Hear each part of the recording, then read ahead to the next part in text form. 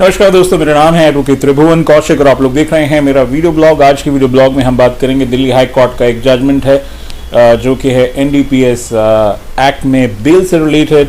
और ये बेल दी गई क्योंकि जो नमूने जो लिए थे एजेंसी ने, यानी कि प्रोसिक्यूशन एजेंसी ने उन नमूनों को जो है फॉल्टी वो नमूने पाए गए थे और क्योंकि पूरे नमूने नहीं लिए गए तो उसके बेसिस पर ये जो है बेल ग्रांट की गई।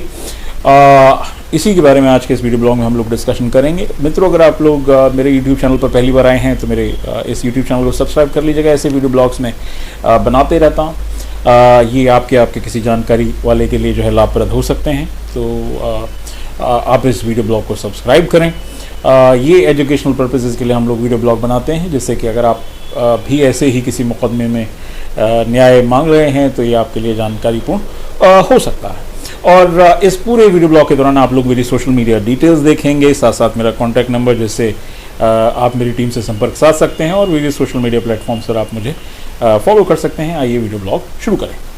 तो ये मुकदमा है जो था बेल एप्लीकेशन नंबर 3233 यानी कि 3223/2022 बिफोर दिल्ली हाई कोर्ट। मुकदमा था Lakshman Thakur versus state which means government of NCT Delhi. इस मुकदमे में जो है एप्लीकांट बेल लेने आया था ऑनरेबल हाई कोर्ट के सामने और बेल इस जो है मुतालिक को लेने आया था क्योंकि उसका कहना था कि जो एनसीबी है, एनसीबी ने जो सब्सटेंस था, ये वर्जित जो सब्सटेंस था उस के नमूने लेते वक्त जो एक स्टैंडिंग ऑर्डर है, स्टैंडिंग ऑर्डर 1/88 गाइडलाइंस जो एनसीबी की हैं उनका जो है उन लोगों ने पालन नहीं किया। और आगे अब थोड़ा सा डिटेल में पढ़ते हैं, समझते हैं कि एक्चुअल में ये जो बेल दी गई वो किस बेसिस पे जो है कोर्ट ने बेल दी। तो narcotic drugs and substance act के तहत एक मामला दर्ज हुआ। अब इस मुकदमे में जो है कहा गया कि अधिनियम की धारा जो 37 है उन मामलों में लागू नहीं होगी जहां पर जो नमूने जो लिए गए हैं वो अगर दोषपूर्ण हैं उस नार्कोटिक सब्सटेंस के।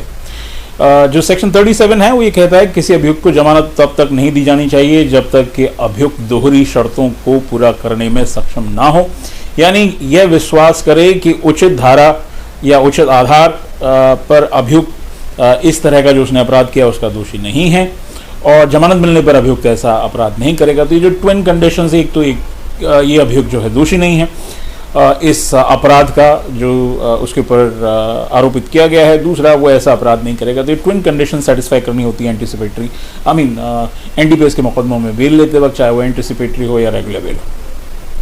ऑनरेबल जस्टिस जसमीत सिंह साहब ने कहा कि एनडीपीएस एक्ट की धारा 20 और 29 के तहत दर्ज जो एफआईआर है इसमें आरोपी लक्ष्मण ठाकुर को जमानत दी जाएगी, जमानत दी।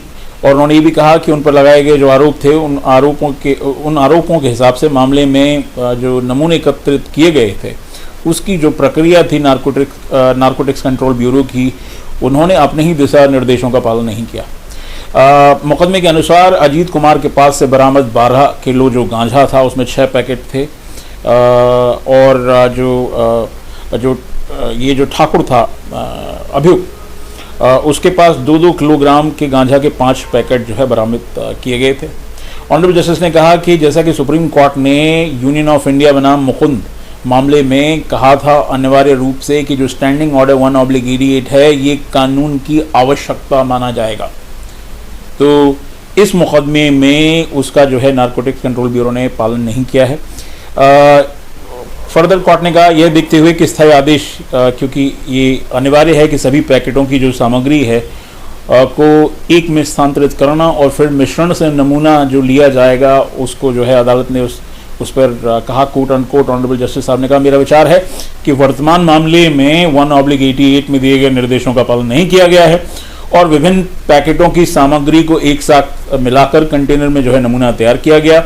इससे मामले में गंभीर पूर्वाग्रह पैदा होता है क्योंकि नमूने का संग्रह स्वयं दोषपूर्ण है, इसलिए एनडीपीएस अधिनियम की धारा 37 की कठोरता इस पर लागू नहीं होती है।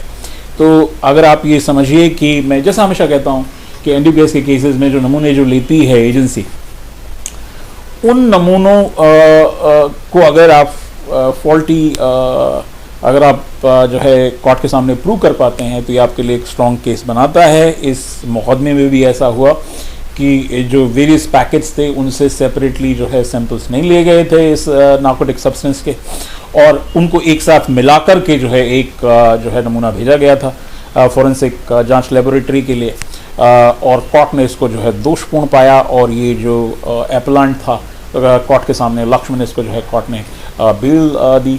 कोर्ट का कहना है कि हमेशा से ये जो एनडीपीएस की जो धारा 37 है उसमें क्योंकि ट्विन कंडीशन को सेटिस्फाई करना होता है एपलांट को, एक तो कि उसने ये अपराध नहीं किया है और दूसरा ये कि उसको अगर बेल पर छोड़ा जाएगा तो वो अपराध नहीं करेगा।